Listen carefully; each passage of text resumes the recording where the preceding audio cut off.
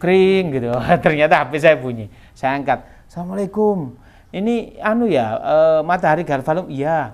Pak, maaf ini kalau siang saya kerja. Saya ini bisanya malam. Saya sudah di depan galvalum. Ini butuh galvalum dikit aja. Bisa ya ketemu. Saya mikir, ya kalau banyak seneng. Ini dikit malam-malam gitu ya. Saya ke situ. Saya bukakan pintu sedikit. Oh ya, butuh apa Pak? Pak maaf ya, komputernya enggak saya nyalakan pakai not. Iya, enggak apa-apa. Pesen ini, enggak ada semua Pak. Pak ini barangnya belum datang. Enggak apa-apa Pak, santai aja. Kirim kalau barangnya datang. Yang penting duit sama sampean dulu. Ternyata apa? Ditakdirkan oleh Allah. Seandainya saya ini enggak jual motor, hari itu saya alhamdulillah dikasih oleh Allah berapa? 106 juta. Surplus dari apa yang saya minta. Bayangkan, fadilatus sholawat luar biasa. Maka antum harus yakin. Tapi sholawat jangan sampai di hati antum untuk mendapatkan duniawi. Itu sepele. Minta yang akhirat pasti yang 30 dikasih. Minta yang akhirat itu apa? Raih yang 70, yang 30 akan ikut.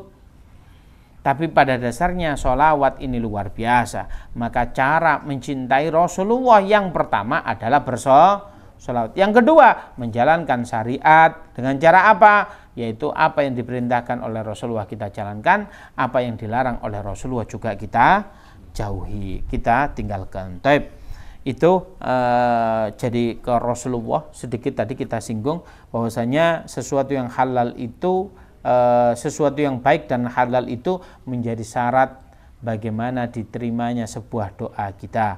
Bahkan doa kita itu yang begitu agung tadi, antum dalam keadaan safar, antum sudah mengadakan tangan, antum bahkan mengatakan ya Rob, ya Rob, ya Rob sampai 4 kali, itu seharusnya sudah potensi diterima. Tetapi bagaimana kata Allah itu, ya fa'anna yustajab.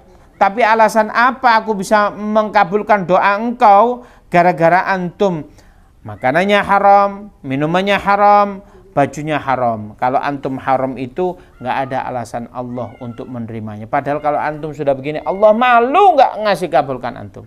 Oleh karena itu, ayo kita perbaiki apa yang kita konsumsi, kita perbaiki bagaimana cara kita mencari, fa insyaallah dikabulkan doa-doa kita oleh Allah Subhanahu wa taala. Barangkali itu yang bisa saya sampaikan. Semoga bermanfaat. Sebelum kita tutup ada sesi tanya jawab. Monggo. Ada yang ditanyakan? Monggo. Ya, silakan. Terima kasih untuk kesempatannya. Assalamualaikum warahmatullahi wabarakatuh. Waalaikumsalam warahmatullahi wabarakatuh. Mau menanyakan soal kedudukan doa, Ustadz.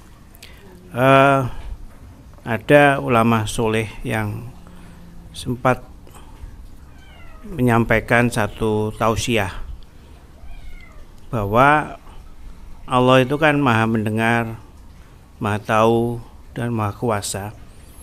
Kaitannya dengan doa apa yang kita mintakan kepada Allah Subhanahu wa taala.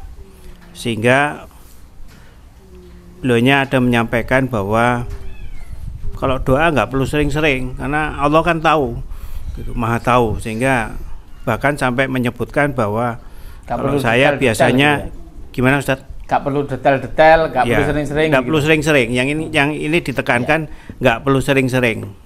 Biasanya malah beliaunya menyampaikan kalau saya biasanya berdoa itu seminggu sekali atau 2 minggu sekali itu gitu.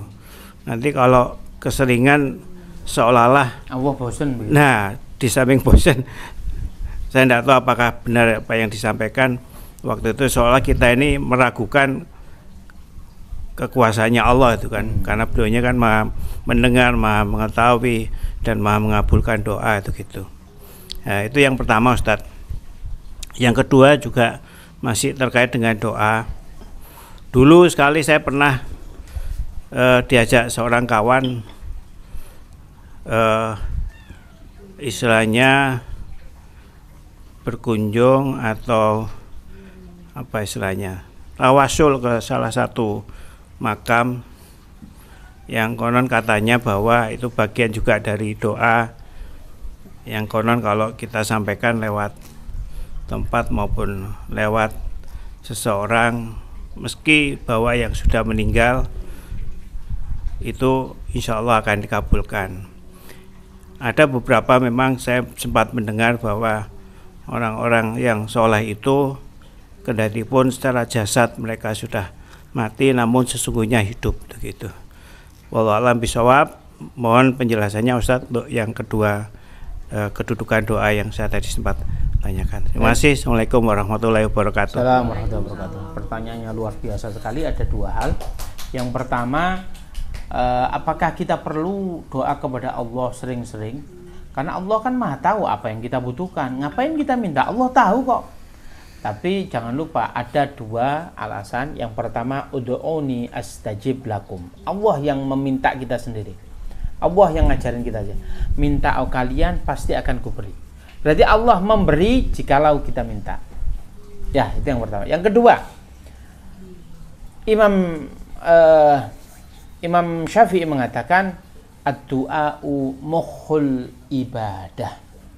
Doa itu muh itu otak daripada ibadah, inti daripada ibadah.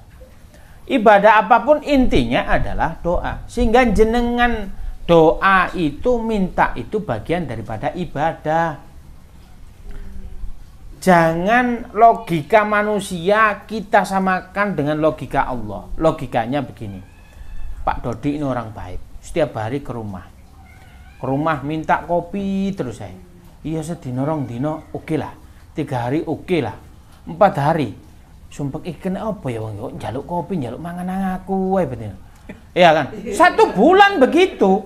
Waduh, bawa bajunya mandi di rumah saya. Itu ada kebosanan di kita ya kan? Itu kalau manusia sehebat apapun, numpang antum di rumah, Pak Lunda antum datangi ngaji gini seneng. Numpang 3 hari. Sumpek juga itu. Apalagi numpangnya setahun. Argo berjalan Pak ya, kalau setahun begitu Pak Lunda kan? Sumpek. Itu manusia, itu logika manusia. Tapi Allah beda. Allah itu Rabbul Alamin, Allah itu Tuhan. Maka logikanya jangan sampai Allah itu suka kalau kita mintai. Allah itu suka kalau kita merengek, merasa butuh di hadapan Allah Subhanahu wa taala. Allah suka. Nah, kalau Allah suka kenapa kita? Bahkan di sini dikatakan kalau Allah menadah, antum sudah menadahkan tangan gini, Allah malu nggak ngabulin doa antum? Allah malu kalau ada orang yang sudah mendoakan diulang-ulang sampai sebanyak kali. Ya Rob, ya Rob, ya Rob, ya Rob 4 kali, Allah malu. Loh, itu loh. Berarti apa? Doa. Antum minta, karena minta itu ibadah. Itu yang pertama. Yang kedua, saya pernah diajarkan bahwasanya saya itu datang ke makam kemudian tawasul. Tawasul itu ada berbagai macam. Yang pertama, tawasul bil a'malus sholeh, yaitu tawasul dengan amal soleh. Itu ada hadisnya. Dulu itu begini, ada 3 orang keluar. Kemudian tatkala safar di tengah perjalanan, kemudian beliau berteduh di salah satu ghor. Ghor itu gua. Tatkala gua itu mengangkat ke atas gunung, tiba-tiba ada batu menutupi bles. Nggak bisa secara logika ini dibuka, didorong nggak bisa. Batunya gede banget. Kemudian apa? Beliau bertawasul. Dikatakan di dalam sebuah hadis, tawasulnya bagaimana? Tawasul dengan amal soleh kita. Contoh begini, ya Allah, saya dulu punya ibu. Yang pertama, punya ibu. Ibu saya ini kalau sebelum dia minum, maka anak dan istriku tidak kuizinkan minum. Oh iya, kalau diterima, dibuka. Yang kedua, saya ini pembisnis ya Allah. Bagaimana pembisnisnya? Iya, dulu ada orang itu, ya kalau kerja di kita gajian mingguan ya. Tatkala waktunya gajian, dia tidak hadir. Saya simpen, tiba-tiba saya kolab, bangkrut. Maka uang yang jatahnya karyawan itu saya pakai, saya puter, kemudian sukses. Jadilah kambing, jadilah sapi, jadilah domba, dan lain sebagainya. Beberapa tahun kemudian dia datang. Kamu ingat nggak saya ini siapa? Ingat lah. Kamu siapa? Orang yang dulu kerja sama aku. Kamu ingat nggak dulu kamu belum bayar? Ya saya ingat. Ya sekarang saya mau nagih gaji saya itu. Apa kata orang itu? Ya ini punya kamu semua. Kamu jangan hina saya dong. Mentang-mentang saya miskin, kamu itu apa namanya? Kamu ini menghina saya. Enggak, itu memang punya saya. Ternyata ya Allah, Setelah saya bilang itu milik dia semua, diambil semua ya Allah, saya nggak dikasih apa-apa. Ini orangnya juga kurang ajar banget ini ya. Diambil semua. Ya Allah, kalau amal saya ini diterima, maka engkau kabulkan. Ya sudah dikabulkan. Dibuka dikit. Ini kan tawasul bil amal. Yang ketiga apa? Ya Allah, saya ini punya, bukan ponaan ya, saudara lah. Cantik orang umum, cantik pol. Saya ngelamar, ditolak ya Allah. Saya Masya Allah sudah nggak kuat, pengen nikah sama dia, ditolak ya Allah. Ternyata ditakdirkan oleh Allah, saya sukses dan dia kolab. Setelah kolab dia datang ke rumah saya dan dia berkata, saya minjem duitnya. Kemudian apa? Dia butuh, tidak mungkin dia tidak mendatangi saya. Betul saja dia mendatangi saya ya Allah. Kemudian saya minta dia datang ke kamar. Saya buka kakinya dan cincinnya, bisa saya nikmati, ibarat kata begitu. Dan kemudian dia berkata apa? Wahai hamba Allah, apakah engkau tidak takut untuk apa? Menjamah cincinku itu min ghairillah, tanpa mendapatkan ridho dari Allah Subhanahu wa taala. Kemudian saya sadar ya Allah bahwasanya ini kesalahan saya. Kemudian saya bertobat. Tidak saya jamah, kemudian saya pinjemin uang. Dan saya tidak mau menikahi dia karena saya takut kepada engkau. Loh, hebat ini Pak. Antum kalau sudah naksir cewek, jangan menggebu-gebu. Aku kepingin rabi lurus, pokoknya Pak Lunda wis ngempet suwe, seandainya begitu ya. Nah, ternyata ada kesempatan, anaknya siapa bunga desa gitu. Ya tak utangi, nikah sama aku. Ternyata begitu. Lah ini janganlah. Kalau antum begitu tawasul, ternyata buka. Berarti tawasul bil amalus soleh boleh. Apakah boleh tawasul dengan amal solehnya orang lain? Tadi amal solehnya dia. Apakah boleh? Suatu ketika Sayyidina Umar. Sayyidina Umar ini kategorinya siapa? Asyra mubashir fil jannah. 10 orang yang dinas oleh Rasulullah langsung masuk surga. Sayyidina Umar. Tapi apa pesannya Rasulullah? Ya Umar, nanti kalau kamu haji, datang ke Mekah, datang cari orang yang memiliki tanda lahir, dia ada namanya Uwais, dari kampung namanya Korn dari Yaman. Iya Rasulullah, kenapa? Kamu minta ke doa kepada dia. Dicari Pak, orang yang dari Yaman, yang nyuruh ini khalifah Pak pada saat itu ya, orang yang keren.